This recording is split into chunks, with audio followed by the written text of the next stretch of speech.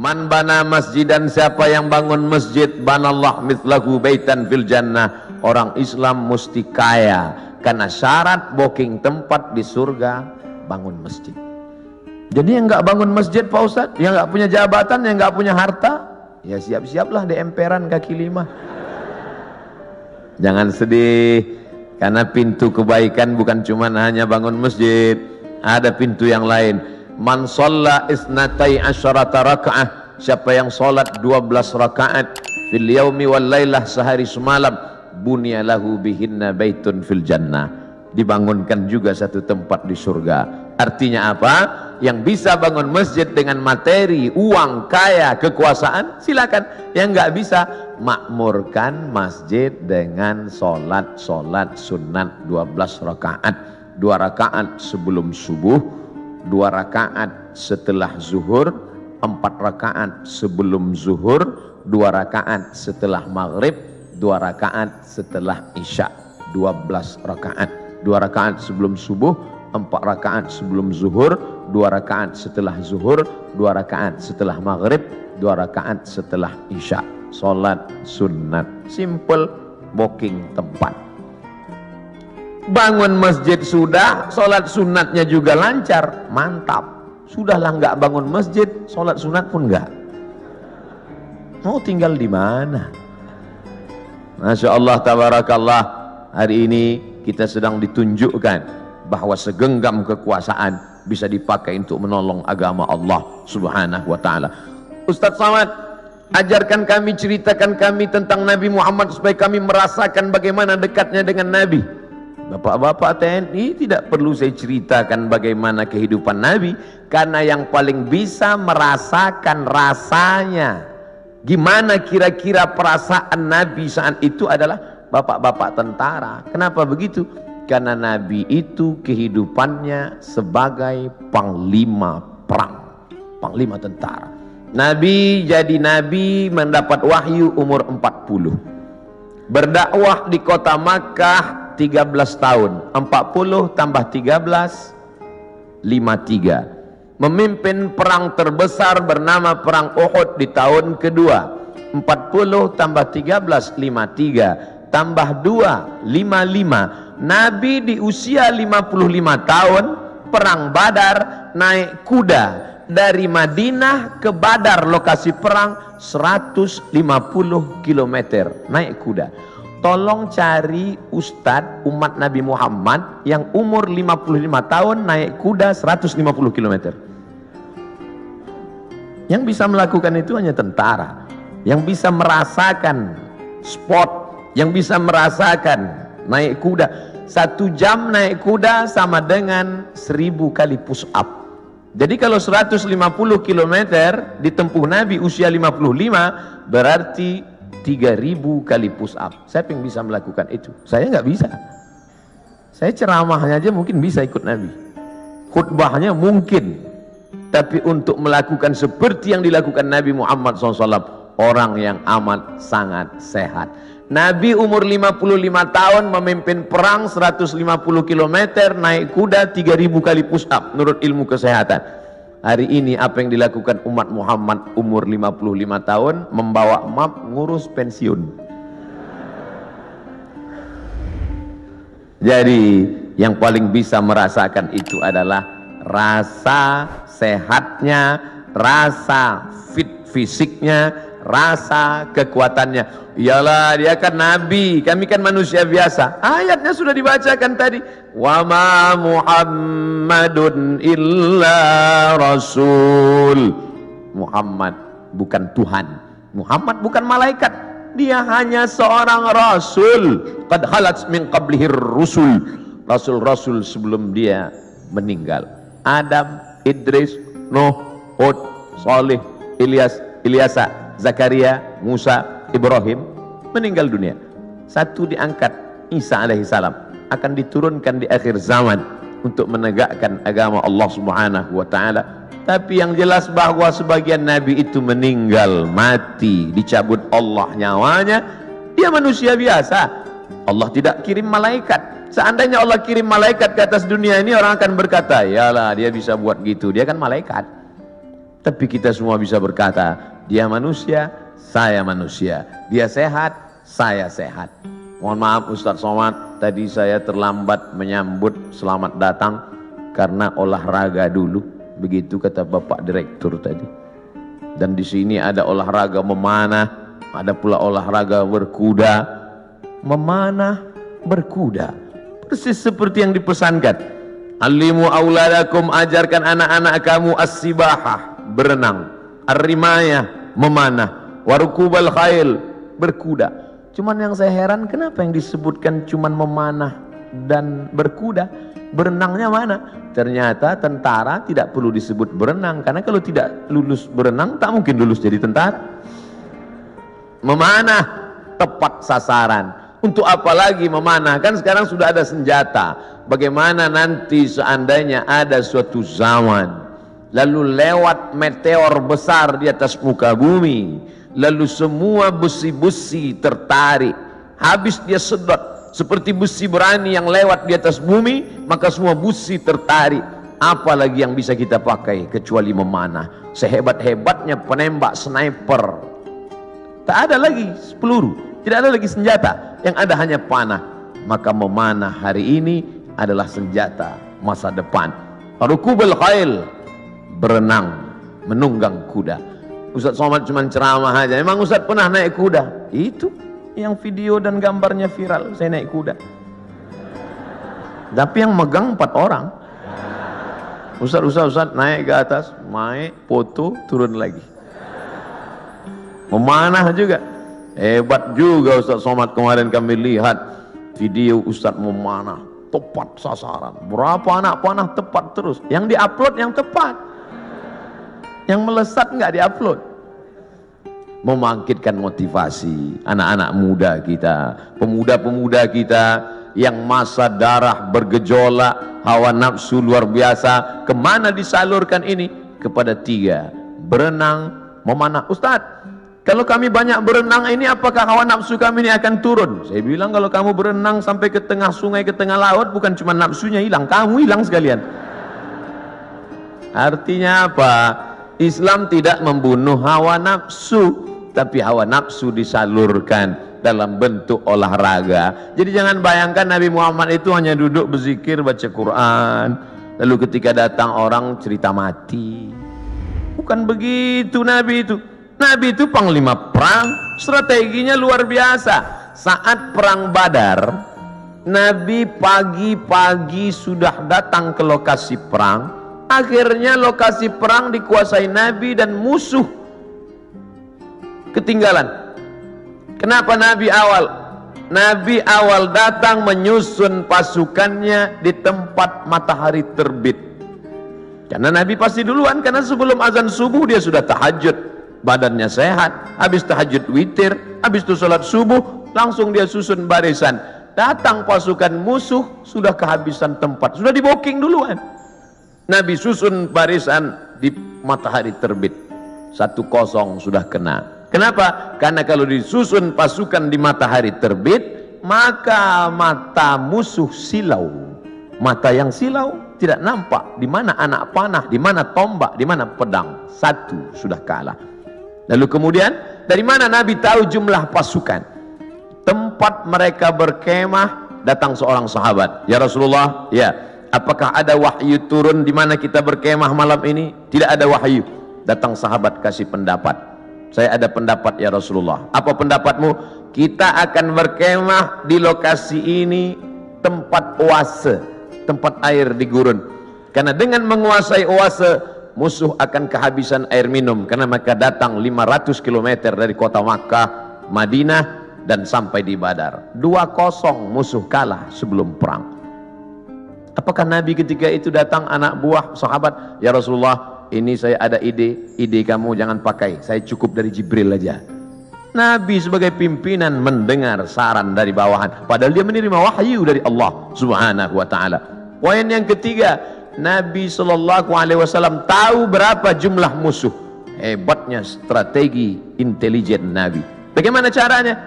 Ketika Nabi melihat ada seorang pasukan dari kafir Quraisy mengendap-endap, kata Nabi, tangkap dia.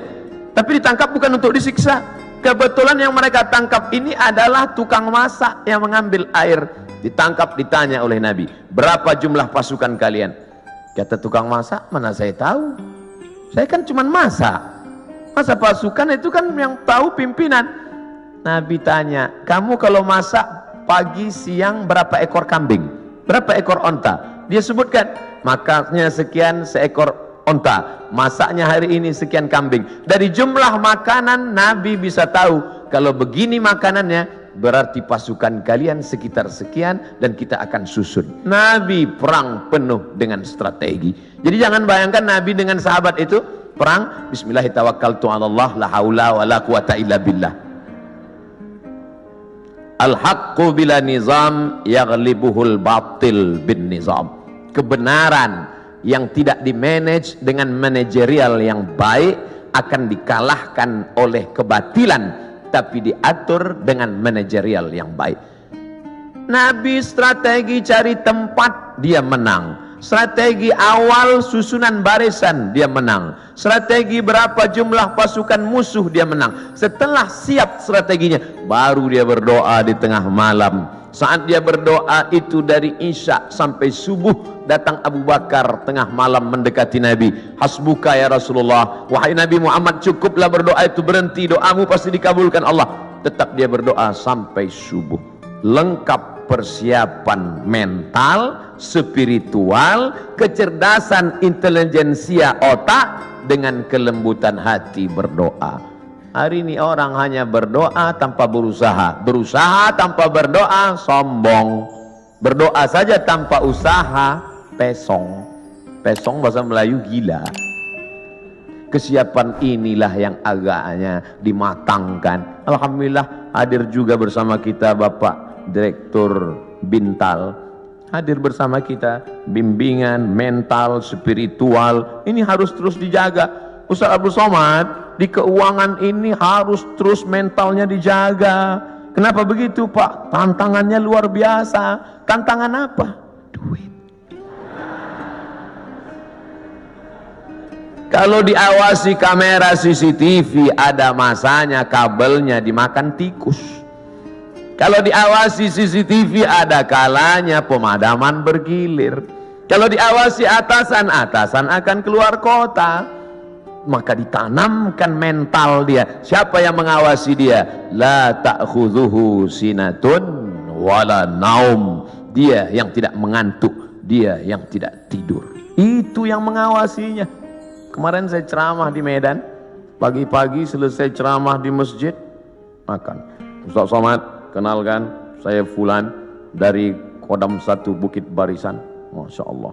Ya Pak, makan. Allahumma barik lana fima razaqtana wa qina azabannar. Bapak enggak makan? Bapak enggak makan? Kenapa enggak makan? Puasa sunat Pak Ustaz. Astagfirullah.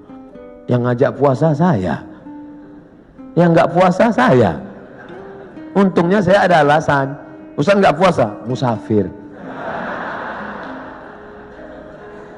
Dari Riau ke Medan 600 km. Musafir. Sholat ada di jamaah qashar. Untung ada musafir. Marilah puasa, marilah puasa. Jadi kalau ada di antara bapak-bapak puasa sunat, itu bukan untuk ngecilin perut. Kalaupun perutnya kecil karena puasa sunat, bonus. Tapi yang utama dari puasa itu adalah merasakan pengawasan Allah Subhanahu wa ta'ala. Mungkin di direktorat yang lain puasanya dikit, tapi untuk di keuangan ini mesti banyak puasanya. Kenapa? Karena pengawasan Allah harus ditanamkan. Masuk ke dalam WC, toilet, kamar mandi, kunci pintu kanan kiri atas bawah, nggak ada yang melihat. Andai diambil air seteguk diminum, nggak akan ada yang tahu. Jangankan seteguk, kepala kita masukkan ke dalam. Sebelum keluar dari kamar mandi, keringkan bibir, miringkan kepala. Buat agak-agak lemas. Siapa yang tahu? Panas hari ini ya? Iya panas. Tapi Allah kalau mau buka kan tahu, kenyang. Yauma tublas sarair, sampai masanya dibukakan Allah segala rahasia. Apa pelajaran di balik puasa sunat itu? kalau bukan menanamkan kehadiran Allah, keberadaan Allah, pengawasan malaikat. Untuk apa pengajian-pengajian itu? Kalau dengan pengajian datang rasa takut pada Allah, kalau dengan pengajian makin ngeri menghadapi mati, kalau dengan pengajian takut makan haram, lanjutkan pengajian. Tapi kalau dengan ngaji cuman hafal dalil, mendebat orang, nyalahkan orang, ganti pengajian yang baru. Ganti dengan pengajian yang membangkitkan semangat rasa takut kepada Allah. Angkat takbiratul ihram, pandang hanya tempat sujud saja. Allahu Akbar. Namanya takbiratul ihram. Ihram diambil dari kata haram, yang sebelumnya halal menjadi haram. Kepala-kepala kita, yang gatal kepala kita, yang menggaruknya kita. Tapi ketika kita garuk lebih dari 3 kali, haram, batal. Pada saat itu orang hanya melihat tempat sujud. Siapapun dia, di saat itu salat kita sedang disadarkan bahwa kita sedang berada di depan Dia pencipta langit dan bumi. Kita serahkan semuanya kepada Dia. Inna salati wa nusuki wa mahyaya wa mamati lillah. Salat bukan gerakan, salat bukan hanya ritual, salat bukan bim salabim abrakadabra bacaan yang dihafal sampai kita pun tak ingat tahap yang kita baca. Satu hembusan napas tuntas, iftitah, Fatihah, ayat. Bahkan sekarang kalau ada orang sholatnya lama malah diajak, itu si anu kok lama ya? Maklum, mu'alaf baru masuk Islam. Ente kok cepat? Udah lama, udah hafal Pak Ustaz. Padahal sholat adalah perenungan. Selain dari Allah kecil, Allahu Akbar. Jabatan ini kecil, tak ada apa-apanya. Kekuasaan ini kecil, tak ada apa-apanya. Yang besar hanya Engkau ya Allah. Kalau sudah mampu mengecilkan yang lain, membesarkan yang Allah, maka kalau dia hilang tidak akan terasa, karena semuanya kecil. Banyak ibu-ibu yang sudah mampu membesarkan Allah sampai yang lain itu terasa kecil. Meninggal suaminya, slow aja deh. Ibu enggak nangis, kecil Pak Ustaz. Semuanya kecil. Ini hanya amanah Pak Ustaz, ini hanya titipan Pak Ustaz. Kebetulan tercetus keluar dari mulut, amanah. Masjid ini bernama Masjid Amanah. Lawan dari amanah, khianah. Amanah, khianah. Orang yang memegang amanah, al-amin. Orang yang mengkhianati amanah, al-khain. Ini namanya luar biasa, berat ini. Keluar dari amanah, khianah. Tidak bisa dibagi dua. Saya Pak Ustadz, kaki kanan saya memang amanah, tapi khianah sekali-sekali. Oh nggak bisa. Sifat orang munafik 3. Idza haddatsa kadzaba, kalau bicara dusta. Wa idza wa'ada akhlafa, kalau berjanji ingkar. Wa idza tumina, kalau dikasih amanah, khana, berkhianat. Itu mengapa masjid ini diberi nama amanah. Maka sehari berapa kali masuk kemari? Subuh mungkin tidak. Subuh mungkin di Masjid Al-Ikhlas dekat rumah, mungkin di Masjid At-Taqwa dekat rumah. Tapi zuhur, asar.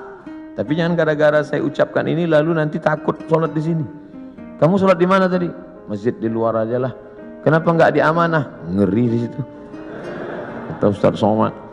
Masya Allah, hati terus dikonekkan, jiwa terus didekatkan. Kalau sampai jauh dia akan kering. Bahwa kita semuanya lahir membawa iman ya. Iman ini sudah kita bawa sebelum masuk ke rahim ibu kita. Inna ahadakum yujma'u khalquhu fi batni ummihi 40 yawman nutfah. Kamu diciptakan dalam perut ibumu 40 hari dalam bentuk sperma. Summa yakunu 'alaqatan, berubah 40 hari dalam bentuk darah. Summa yakunu mudghatan, berubah 40 hari dalam bentuk daging. 40 hari air, 40 hari darah, 40 hari daging, 120 hari datang malaikat membawa roh yang sudah ready. Belum ada kulit, belum ada kuku, belum ada bulu, belum ada darah, belum ada daging, belum dibawa malaikat. Kita sudah bersama berkumpul di alam roh. Dan Allah bertanya ketika itu, alastu bi rabbikum, bukankah aku Tuhan kamu? Kita semua menjawab, bala syahidna, engkau Tuhan kami. Cuman ketika sampai ke dunia dia lupa. Karena lupa itulah maka dia disebut manusia. Karena manusia diambil dari kata nasya, lupa. Apa yang disampaikan Ustaz Somad tadi? Aku lupa. Kenapa kau lupa? Karena manusia. Kalau ingat terus namanya bukan manusia, apa namanya? Panasonic. Ini yang merekam ini nggak akan lupa, ingat terus. Jangankan bapak ibu yang dengar ceramah, saya yang ceramah aja lupa apa yang saya sampaikan. Tapi saya diingatkan. Yang mengingatkan saya siapa? Jamaah. Ustaz kan ngomong gini dulu. Masa iya saya ngomong gitu? Ini MP3-nya, ini MP4-nya. Kamu dapat dari mana? Saya download Pak Ustaz. Di mana kamu download? Itu channel Ustaz Abdul Somad Official. Subscribe, like, and share. Jadi Masya Allah, internet ini luar biasa. Tadi bicara dengan Bapak Direktur Bintal, luar biasa merusak kepala anak-anak kita. Hancur kepala ini. Ustaz Abdul Somad, perhatikan ini gambar otak yang habis ditabrak truk, pecah, berderai. Yang ngundang saya ini psikolog, ibu-ibu. Ustaz, sebelum Ustaz ceramah coba lihat gambar ini, hancur berderai kepalanya. Yang ini Pak Ustadz kepalanya utuh sehat, tapi isinya hancur sama seperti ini. Kok bisa begitu? Karena website, karena internet. Tapi saya tidak bisa salahkan juga semua internet, karena orang kenal saya dari internet. Mencaci maki saya juga di internet. Oleh sebab itu maka pisau internet bermata dua, satu ke atas, satu ke bawah. Dipotongkan ke ayam, bagus. Dipotongkan ke bebek, oke. Dipotongkan ke sapi, bisa jadi hewan kurban. Tapi kalau ke atas memotong leher dan urat nadi, dia bisa mati. Siapa yang bisa mengontrol sekarang? Kalau bukan iman dan takwa kepada Allah Subhanahu wa ta'ala.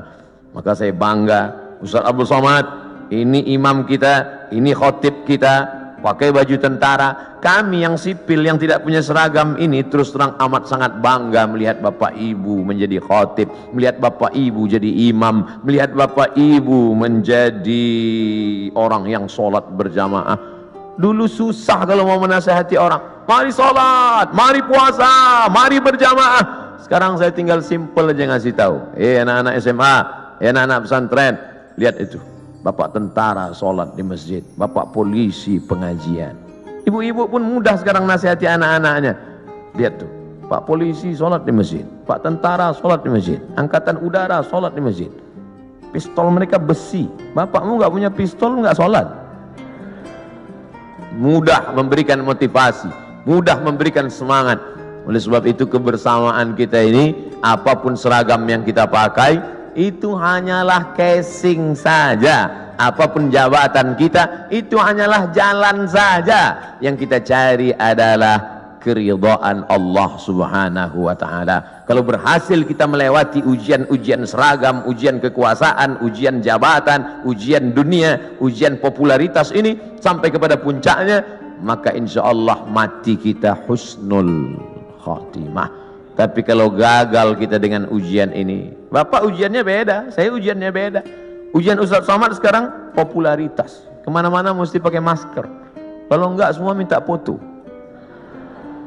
Saya kalau naik pesawat pilotnya minta foto, saya nggak terlalu risau, pramugarinya minta foto juga. Ini yang saya payah, agak susah sedikit. Pede sekali dia ngomong begitu. Bapak Ibu yang dimuliakan Allah Subhanahu wa ta'ala, tapi saya yakin dan percaya dengan istiqomah melaksanakan ibadah ini, dengan senantiasa menempelkan kening ini ke lantai, kita sadar bahwa kita dari tanah dan akan kembali kepada tanah. Yang di badan ini pun dari tanah, dilihat warnanya warna tanah, dan akan mati dimakan cacing tanah. Saat diangkat tangan sadar tanah, diusapkan ke wajah bau tanah, dan kau akan mati dimakan cacing tanah. Abdul Somad yang diciptakan dari api, tolong angkat tangan. Berarti setan.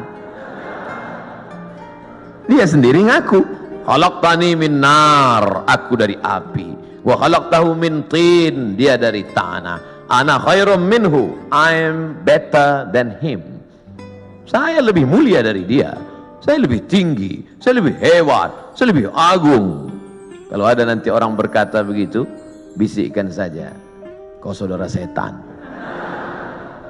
Oh, jangan ngomong gitu Pak Ustaz, terlalu kasar. Lembutkan sedikit, saudara setan.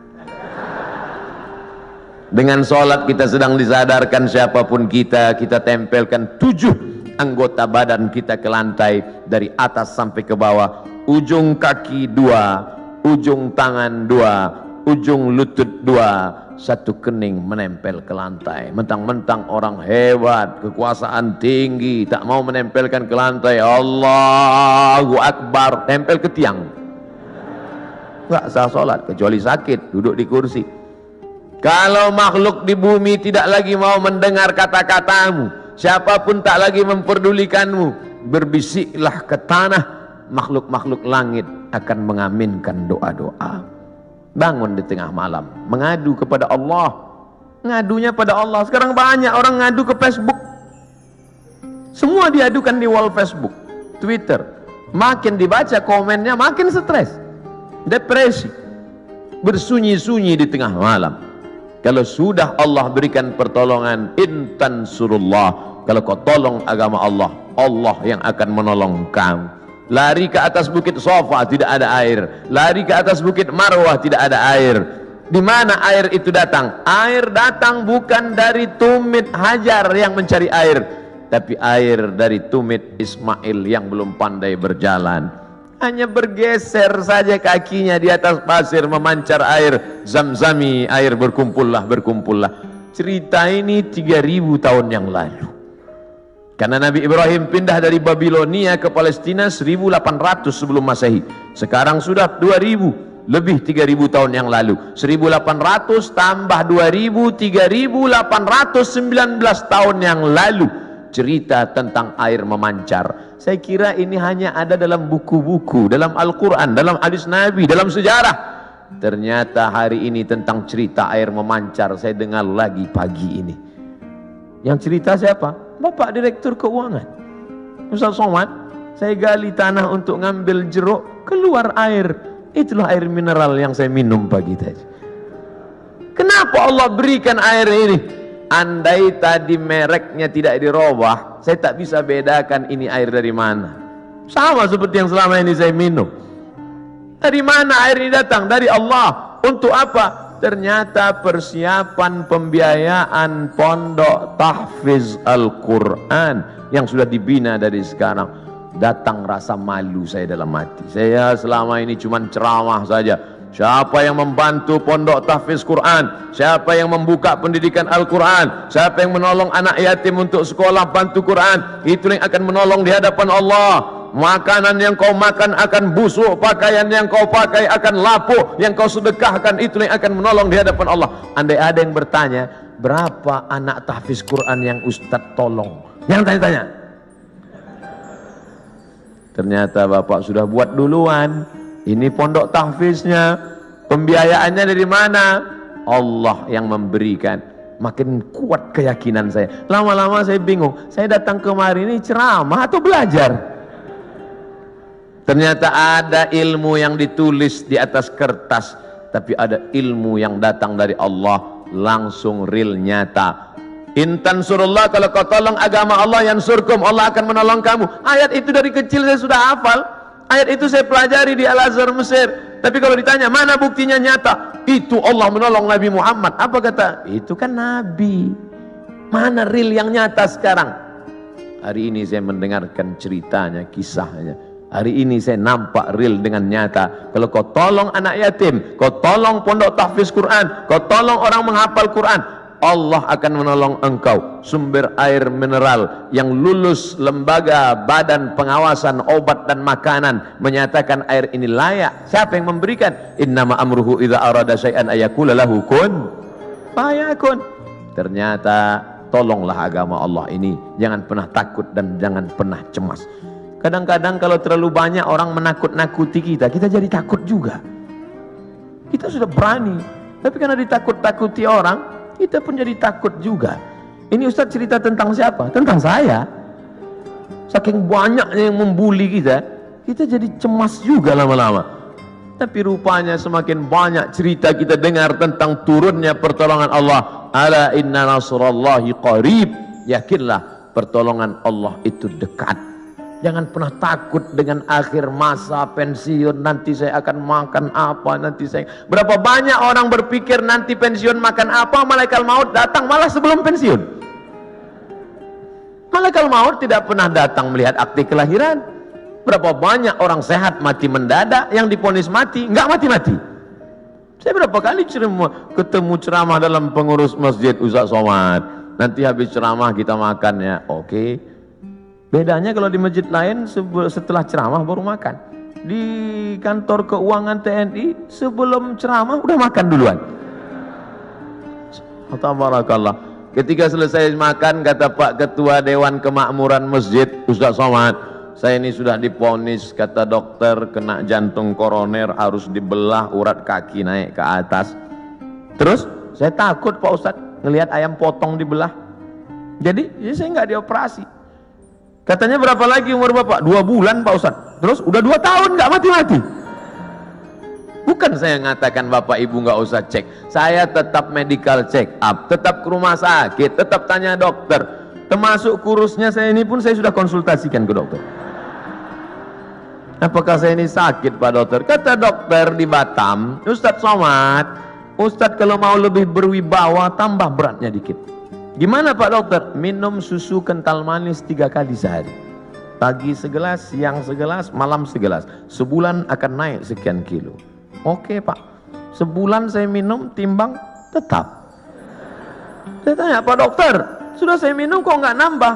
Kata dia, Ustadz terima aja, berarti sudah takdir Allah Subhanahu Wa Taala. Yang penting saya sehat. Ini saya ceritakan supaya Bapak Ibu tidak terlalu memaksakan diet ingin seperti saya. Bapak gemuk, yang penting sehat. Ibu, bapak, yang penting sehat, beribadah. Apapun judulnya, hidup ini adalah ibadah. Karena tujuan Allah menciptakan kita, wa ma khalaqtul jinna wal insa illa liya'budun, ibadah. Cuman kekeliruan kita memahami ibadah terlalu sempit.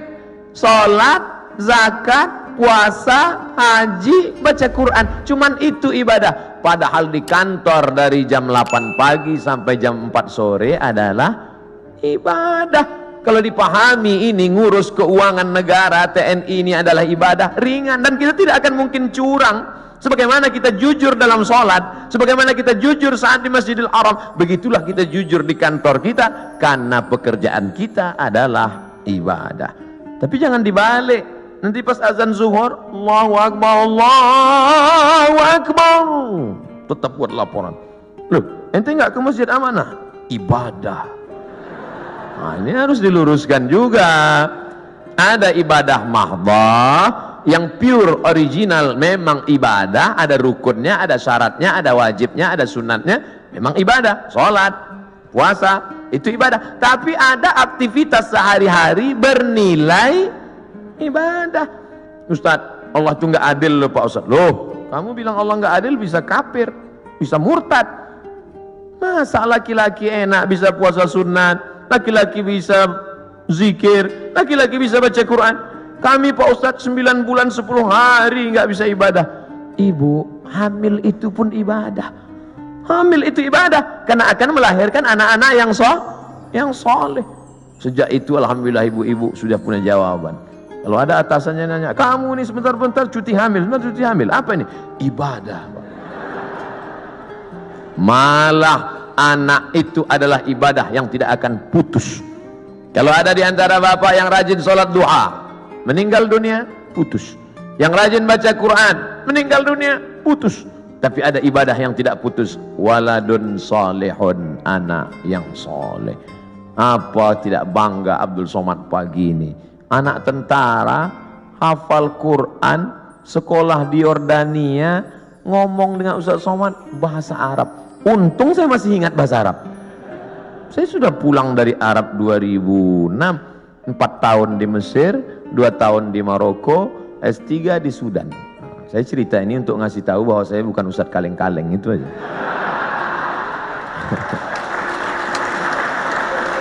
Kadang kalau ada orang cerita itu kita terlalu fokus pada kata-katanya. Sebetulnya di balik cerita itu yang penting, bukan kata-katanya itu. Perhatikan baik-baik.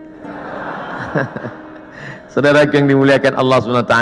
Tapi kadang perempuan yang diingatnya bukan substansi maknanya, tapi katanya itu yang dia ingat.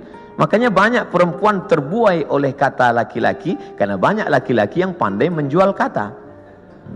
Tapi kita harus pilih kata yang tepat, karena perempuan selalu mengingat kata yang tepat. Makanya Nabi tidak pernah panggil nama Aisyah. Nabi tak pernah panggil, hei Aisyah, tidak. Tapi dia gunakan kata yang lembut. Ya Humaira, wahai engkau yang kulitnya putih kemerahan. Karena perempuan akan mengingat kata pujian itu. Ya Humaira. Tentara yang tegas, tapi ketika bertemu dengan ibu-ibu Persit, Kartika, Chandra, Kirana, maka kalimat dia tidak kalimat perang. Tidak mungkin dia pakai siap, katanya. Tidak. Tapi dia pakai kata-kata yang lembut. Nabi Muhammad panglima perang, Nabi Muhammad tentara, tapi kepada perempuan apa kata dia kepada Aisyah? Ya Humaira, wahai engkau yang kulitnya putih kemerahan. Ustaz Somad, ya boleh saya panggil istri saya Humaira? Boleh, tapi dia nggak putih, nggak apa-apa. Menyenangkan hatinya, apa salahnya? Ya Humaira, yang terlalu jujur. Ini pulang ke rumah manggil ya Hajar Aswad. Oh, sudah. Ternyata di balik seragam yang tegas itu, di balik tubuh yang berotot itu, ada kata-kata yang lembut, yang memukau, yang luar biasa. Karena di balik laki-laki yang sukses, ada perempuan yang luar biasa. Dan mereka hadir bersama kita pada hari ini. Mudah-mudahan kebersamaan di dunia ini menjadi kebersamaan peran perempuan. Man ala salasa banatin, yang membesarkan 3 orang anak perempuan fa'addabahunna. Kenapa Ustaz udah 2 kali ngelihat jam? Tentara ini disiplin. Makanya saya udah dikasih tahu, Ustaz akan sampai jam sekian, sarapannya sampai jam sekian, foto-foto sampai menit sekian, peresmian jam sekian, ceramah jam sekian. Dan saya memang dari dulu disiplin. Di mana-mana ceramah 60 menit sesuai yang tertulis di botol 600 ml. Nggak pernah lebih, nggak pernah kurang. Tadi saya mulai jam 8.15, akan berakhir jam 9.15. Tapi ternyata ceramah di depan Bapak Ibu hari ini, waktu terasa begitu cepat berlalu. Sudah jam 9:05, 10 menit lagi berakhir. Padahal rasanya saya baru 5 menit aja di atas ini. Kata jamaah, Ustadz aja yang merasa cepat, aku udah lama kali udah, kata dia. Bapak-bapak yang bagian ceramah, yang bagian kultum, yang bagian kata sambutan, itu pasti punya selalu ada rasa di hatinya. Kadang ada tempat itu kita ceramah terasa lama sekali. Kadang-kadang dilihat jam itu seperti tak bergerak. Tapi ada pula saatnya kita ngomong lancar, cair. Itu saya pribadi, itu tergantung jamaah yang mendengar. Kalau hati dia terbuka, itu kita lancar. Tapi kalau hati dia tertutup, apalagi mata dia tertutup, itu susah kita. Terpaksa. Saya terus terang Bapak Ibu, ceramah ini dari pulang Maroko 11 tahun sudah. Masuk kantor, keluar kantor, kantor dinas, kantor badan, kantor polisi, kantor tentara. Dari mulai Polres, Polsek, Polda, jumpa Pak Kapolri, jumpa dari mulai Dandim, Danrem, sampai jumpa semua. Macam-macam udah saya rasakan. Ada kadang atasan itu duduk saya, dinaikkannya kakinya pas ke wajah saya. Ingat saya yang berkesan gitu, ingat saya. Sampai mati saya nggak mau datang lagi. Ustadz dendam nggak? Ingat aja. Nah, sepele. Pernah juga saya pas ceramah, saya sedang ceramah, mereka cekikikan di belakang, kiki. Lalu saya tutup aja, demikianlah tahu saya ini, saya pun pulang. Mereka nanya sampai ke parkir, kenapa Ustaz, ada apa? Saya bilang, la tu'alliqil jawahir fi a'naqil khanazir. Jangan gantungkan permata di leher babi. Karena babi tidak bisa membedakan mana pasir, mana permata, mana rambut, mana ijuk, mana rumput, mana ilalang, mana padi. Dia tak bisa bedakan. Tapi hari ini di depan bapak-bapak yang berseragam, jenderal-jenderal, bintang 1. Luar biasa, itu aja yang saya tahu bintang, yang lain saya tak. Saya merasa dihormati, dimuliakan, ceramah saya didengar. Pernah juga saya ceramah di salah satu kantor, penuh, ramai, hebat. Begitu selesai ceramah, semuanya merebut absen. Rupanya di absen atasan. Ketakutan. Tapi hari ini saya merasakan ada ketulusan. Mudah-mudahan amal kita ini karena Allah Subhanahu wa ta'ala. Dari bunyi aminnya bisa saya tangkap, memang betul karena Allah. Jadi bahwa masjid ini sudah diresmikan, sudah dibuka, sudah dilaksanakan sholat berjamaah, nikmat terbesar. Selesaikah? Belum. Ada yang paling penting, istiqomah. Tapi ketika saya ceramah tentang istiqomah, marilah kita istiqomah. Selesai ceramah, datang panitia, Ustaz terlalu banyak nyebut istiqomah. Istiqomah sudah punya suami Pak Ustaz. Istiqomah yang kita maksudkan adalah angin datang, ombak memecah, angin puting beliung, tapi kita tetap melaksanakan sholat berjamaah. Karena ini yang bisa menolong kita. Yang lain tak bisa menolong saat malaikat maut mencabut nyawa. Yang bisa meringankan itu hanyalah la ilaha illallah Muhammadur Rasulullah. Yang belum membuat apa yang sudah dibuat, ini menjadi inspirasi. Mesti ada dalam hati berniat, kalau aku punya jabatan itu nanti, kalau aku punya harta itu nanti, kalau aku punya tanda tangan itu nanti, aku akan buat seperti ini. Jangan diucapkan, takut tergigit lidah, camkan dalam hati. Kalau nanti aku bisa begini, aku akan sekolahkan anak yatim. Aku terinspirasi dengan ceramah Ustaz tadi, ternyata Allah tolong rezeki berlimpah kalau sekolahkan anak yatim. Pulang dari sini jam 4, jam 5 nanti sore, mampir ke panti asuhan, tanya, saya belum bisa buat panti di rumah, tolong ke sini. Berapa anak yatim di sini Bapak panti? Saya mau ngasih beras kemari. Untuk semuanya Pak? Enggak, 3 kilo aja, ada 3. Kebetulan kita baru mampunya segitu, jangan paksakan lebih dari kemampuan. La yukallifullahu nafsan illa wus'ah. Beramal ini kalau mau ditunggu nantilah sholat sunat. Setelah ini agak ringan, tidak akan pernah. Bersedekah pun begitu. Saya nantilah sedekah Pak Ustadz setelah kepribadian saya mapan, punya rumah pribadi, mobil pribadi, kebun pribadi. Nantilah Pak Ustadz setelah anak kuliah, ternyata biaya kuliah makin tinggi. Nantilah setelah anak kerja, ternyata setelah kerja persiapan untuk nikah. Nantilah setelah anak punya anak, ternyata cucunya lebih banyak lagi biaya. Sampai mati kita tidak pernah beramal. Mumpung masih sehat, sempat-sempatkan. Mumpung masih ada, sempat-sempatkan. Mungkin yang kecil itulah nanti akan menolong kita di hadapan Allah Subhanahu wa ta'ala. Abdul Somad diminta bercerita tentang Nabi Muhammad dalam waktu 60 menit. 63 tahun mau diceritakan 60 menit. Bahasa Arabnya mustahil. Impossible, tidak mungkin itu. Oleh sebab itu kita gunakan telinga, datang pengajian, ceramah, tausiah, maulid. Wal basar, mata, baca buku. Saya anjurkan di bulan maulid ini beli buku sejarah Nabi, macam-macam. Saya pernah diberi oleh Bapak Dirintel, judulnya Intelijen Nabi. Bagus. Jadi yang dibaca itu khusus aspek intelijen Nabi. Saya pernah juga diberi buku, tapi untuk buku umum yang bahasanya simple, sederhana, judulnya Ar-Rahiq Al-Makhtum. Tidak diterjemahkan ke bahasa Indonesia judulnya. Memang itu judulnya, Ar-Rahiq Al-Makhtum, tapi isinya bahasa Indonesia. Ditulis oleh seorang pemenang Nobel Sejarah Islam Internasional dari India, namanya Syekh Safiur Rahman Al-Mubarak Furi. Dulu bukunya saya beli 44.000, soft copy, soft cover. Kalau harganya naik bukan tanggung jawab saya. Beli. Nanti kita mati, anak kita buka lemari, menangis dia melihat buku, ternyata papa meninggalkan buku tentang Nabi. Pertama dia nangis karena ada warisan tentang Nabi. Yang kedua dia nangis bukunya masih di sampul plastik. Tapi nggak apa-apa. Tanamkan cinta Nabi pada anak-anak kita, supaya sebesar apapun jasa kita, anak kita lebih hormat Nabi daripada kita. Kenalkan anak kita dengan Nabi. Tadi sebelum kemari saya ketemu dengan sahabat-sahabat dari artis.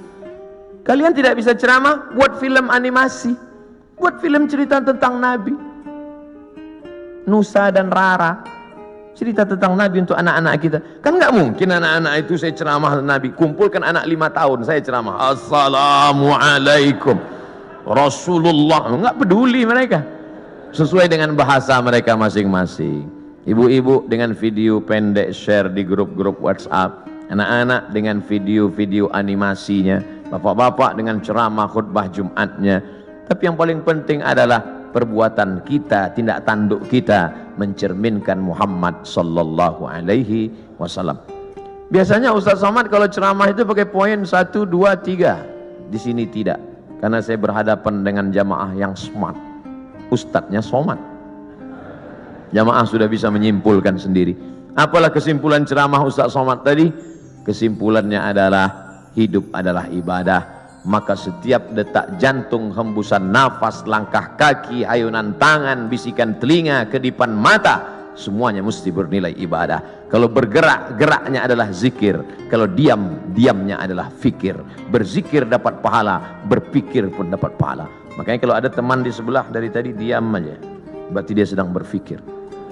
Sampai meleleh Pak Ustaz. Waktu-waktu kosong diisi dengan Allahumma salli ala sayyidina Muhammad wa ala ali sayyidina Muhammad. Allahumma salli ala sayyidina Muhammad wa ala ali Muhammad. Allahumma salli ala sayyidina Muhammad wa ala Muhammad. Ketika terjadi tsunami, dicarilah makam-makam yang tertimbun. Ada satu makam belum dikebumikan, jasad di balik-balik kayu batu ditemukan jasad seorang tentara masih berbaju seragam. Sudah seminggu jasadnya tidak busuk, utuh. Semua orang heran. Dia bukan ustadz, bukan penghafal Quran, manusia biasa. Apa yang membuat jasadnya tidak busuk, harum semerbak? True story, kisah nyata. Dicari teman-temannya, apa yang membuat? Dia tidak pernah mau membicarakan aib orang lain. Setiap ada orang-orang cerita aib, dia pergi atau diam dan selalu berzikir. Allah jaga jasadnya dari cacing tanah, Allah jaga jasadnya dari bakteri sehingga tidak tercium bau aroma bangkai, karena dia selalu menjaga aib orang lain. Amal kecil, simple, sederhana yang disangka tidak apa-apa tapi ternyata besar di hadapan Allah Subhanahu wa taala. Sebelum kita berdoa, saya minta request satu doa. Dimanapun Bapak Ibu berada, doakan Abdul Somad supaya mati husnul khatimah.